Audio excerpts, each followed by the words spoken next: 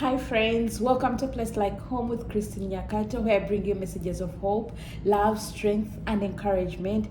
Man, I'm so much blessed. I feel really grateful for the love of God, for the gift of life, for the people that God has really put in my life, for the community, for the godly friends that God is continuing to bring my way. I'm really thankful. And today I just kind of decided to share with you as to why I do what I do, because most people would look at me and be like, why? Why does she love God?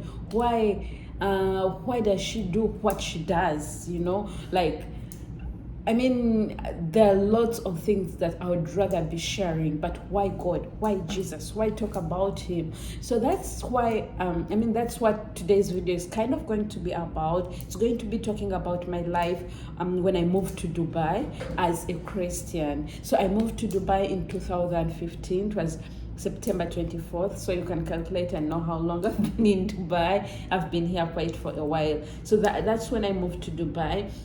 When I moved here, honestly, I did not find community. I did not find people that were born again. I was born again. I was used to church. I was used to fellowship, spending my time, my everything, like church is always and has always been my favorite place, and community has always been my favorite thing. So but when I moved to Dubai, I did not find that. I was all alone. I did not have accountability. Like, no one would question my whereabouts, no one would question my decisions, no one would mind if I don't post it, you won't see it. So I started living life that was not glorifying God. I started living a life that I thought was best. I started enjoying things that I knew I was not supposed to enjoy, and making decisions that I knew I was not supposed to make.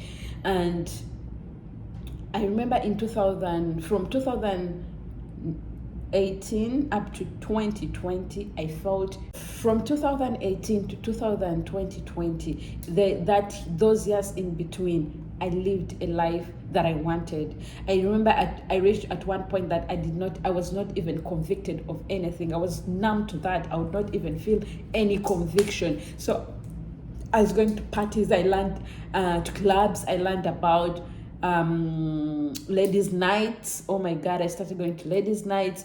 I started finding joy, finding pleasure in things that were not godly, and it kept going on and on. So by the end of 2020, I was really lost. I lost my peace. I lost my joy. I could not find myself. I didn't know what was going on. I had a job. I was working. I was getting salary. I had friends around me, but I was not happy. Every time I would go back home, every time I would be alone, the only way that I would numb myself was like to keep looking forward to what I'm doing next, what we're doing next, where we're going next. I mean, like I started finding fulfillment in the next achievement, in the next thing I'm going to do, in the next activity I'm going to do, in the next person that I'm going to be talking with, in the next guy that I'm going to find, in those kind of things. And it didn't last. Honestly, the joy would not last. The pleasure would be like temporarily, but it would all fade away after doing that thing that I was excited about. Then I would go back to being like sad. I would go back to not having that true peace and true joy. And I had to go deep and see, why am I feeling the way I'm feeling? Why am I in the place that I'm in? And I started looking at my life, and then I remembered, because I was living a life that I was not meant to. I was living a life that was not meant for me. I was living a life outside the will of God. It's like I had put Christ on my back, and I was doing things that I thought would satisfy me, things that I thought were fun, things that I thought were everything. Because mind you, you would not come and tell me anything in those days that you're born again Christian, you're not supposed to live like that. Even few people knew that I was a born again Christian. So not that so many people knew about me as a born again Christian. And because I had covered that, it opened doors of me sinning more. It opened doors of me living in the world. It opened doors of me living in the world of no accountability, because no one was going to ask me. I'm telling you, if I didn't post it, you will not know about it. So yeah. But at the end of 2022, I just decided to spend time praying. I just talked to God. I was like, God, I'm feeling like this. Why am I feeling like this? I asked God questions, and truly God came through. He's a God who always revives us. He redeems us always. If you're out there and feel like you are far gone, you are not. You are not far gone. Our God is going to redeem you. My God can redeem you. Our God can redeem you. He's our redemption. He will always come through for us. If you just turn your back, if you just turn your face and go right back to Him and face Him and lay it all down on His feet, He's going to come through for you. So I prayed a prayer. I said, I need you to help me, show me the way. I'm lost. And really, I felt like my God coming through. I looked up as to why I was where I was, as to why I was doing what I was doing. And I realized that was because I did not have community. That was because I was not planted in the church. That was because I was not serving. That was because I was not loud about my voice. That was because I'd given my soul out there to the enemy. And then I decided for quite some time I went off social media. I stopped posting. I took really a good time to try and find myself back again. I remember I even I tried to delete all my accounts. I wanted to create new accounts and start afresh. But then I had the voice of God. I had the tag in me. Like, if you have been doing those things out there freely for the world to see, why can't you do the things of God for the world to see the change in you, for the world to see that truly God can change? And I left them. I didn't know how I was going even to start talking about Christ. I truly didn't know, but I had that tag on my heart. I had that desire to share, to come and share and encourage. Because if I had someone who was sharing to me, who was encouraging me, if I had that feed of seeing a young girl like me, of seeing a person living in Dubai, living for Christ loudly, I would be encouraged. So I said, no, if I did not find that, help me, Lord, to be that to someone. Help me to use my voice to encourage someone out there. That's when I started praying. That's when A Place Like Home was birthed. That's when A Place Like Home came out. I was like, no, I want a community where I'm not going to feel judged, a community where I'm going to feel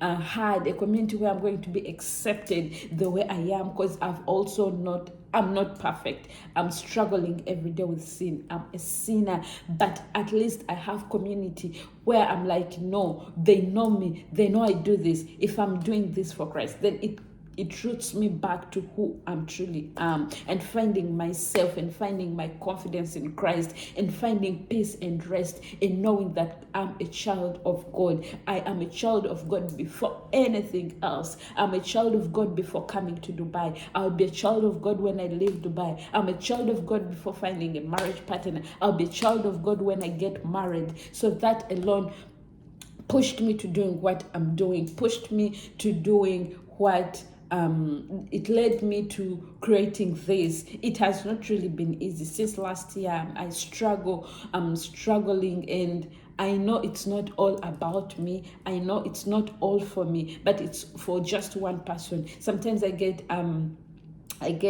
chats in my inbox.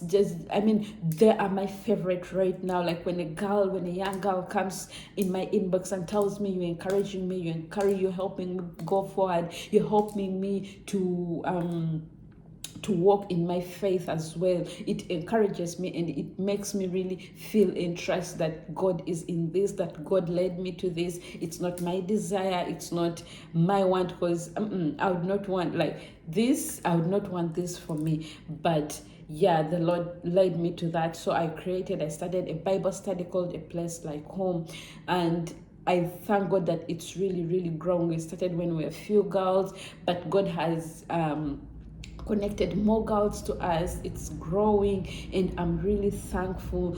Every time we meet, every time I see these girls on fire for Christ, every time I see these girls showing up, it really blesses me. It really encourages me, because it makes me feel like I'm doing something There's so many times I feel inadequate. There's so many times I don't even want to show up for the Bible study. I'm like, Lord, what do I have to offer to these girls? Lord, what do I tell them? Lord, what do we do? That there's always those struggles. There's always those struggles of who am I, But standing and knowing that it is all for God, it's all about God, it keeps me going and disciplined and seeking God all the time and living things that I would rather want to do and spending time with God. It has kept me going, and knowing that I'm set apart, I'm called to live differently. I don't have to live like others. Fine, if others are enjoying that, good for them, but it's not for me. If I don't have to compare myself to anyone. I don't have to do certain things for me. I don't have to do anything for me to feel valid. I don't have to do anything for me to feel accepted, but I just have to keep on doing the work of God, because I've struggled so much with those things. After my last breakup, that was a while ago, I thought I was never good enough, and that kept haunting me all my life. Every time I stand up to do something, it keeps coming on and saying, no, you're not good enough. But knowing that it's by the grace of God. God chooses the despised. God chooses the brokenhearted. God chooses the ones that have the worst stories and uses them. So that keeps going. I'm like, fine, I may not be qualified, but my God qualifies me. It's God who works through me, and God who it's God who leads me to do whatever I do. I do not do it for my desires. I don't do it for me, King. I don't do it for me, but I do it for my God. So that alone has been kept going, has kept me going. There is certain times I know I've not been recording for a while. It's been a struggle. It's really been a struggle of me deciding, no, I don't want to do YouTube. I don't want to do this. I don't want to do this anymore. But knowing that this is a desire that I did not birth out of myself, knowing that it is a call of God, maybe it's a call of God upon my life, and it's the only way that I'm going to live, and knowing that at the end of the day, I'm going to give accountability to my God. It has revived me. It has given me more hope and more courage to continue doing what I'm doing, and also having people around me. I have friends, I have leaders that tell me, you can do it, you're called for this, keep doing this, keep doing this. They always speak beyond my fears. They always speak beyond my insecurities. They tell me, no, Christine, you can do this. And that also has kept me going, and I'm really grateful. It's not by power, it's not by mighty, but it's really by the grace of God. Why do I say all that? I say that why do I say all that? It's all that English, second language, don't judge me. But I say all that to say that don't give up on your faith walk. Many girls like me, we leave our home as born agains, we leave our countries as Christians, but when we come to Dubai, we put all that aside and start getting excited. We start getting lost with finding men, lost with money, lost with places to go, things to do, dressing and all that. There is a lot of distractions in Dubai, but you need to stand and know your God. You need to be deeply in love with God for you to be blinded from all those things. Yes, the desires are going to come, the temptations are going to come, and sometimes you're going to fall for them, but you are not what you do. You are not your failures. You are not your struggles. You are a child of God, and you'll forever be that. So whenever things go wrong, whenever you maybe walk away, know that there is a chance. Know that there is hope. Come back home. Remember the story of the prodigal son. Let that always be your encouragement. Let that voice always come to you and say that you can go back home. There is a Father that is always waiting for you. There is a Father that is going to receive you with lots of love. Is going to kiss you, dress you up, put shoes on your feet, and put a ring on your thumb, and say that this is my chosen child, this is my child. So So if you're out there and you're like, I don't have community, I'm looking for community, I don't have maybe friends, or I don't have people that I know that are born again. That was me. Yes, I'm sure there were born agains out there, but I didn't know anybody that I would relate myself to, you know. So just know that you're not alone. We are here to help you. There are girls that I'm working with, there are girls that are with me, there are girls that the girls that I'm praying with, the girls that have decided, really, the girls that have decided to walk with Christ, have decided to live a different life, have decided to live a surrendered life, a life that is set apart, a life that is not of this world, but that glorifies God. And at the end of the day, this is the only way that is going to satisfy you. This is the only way that is going to fully fill you. I'm telling you, you will go to clubbing, you're going to drink today, you're going to drink tomorrow, but that is not going to give you the joy that you need. That is not going to give you the peace that you need. You are going to have that void within you. But when you give your life to Christ, you are a changed person. You have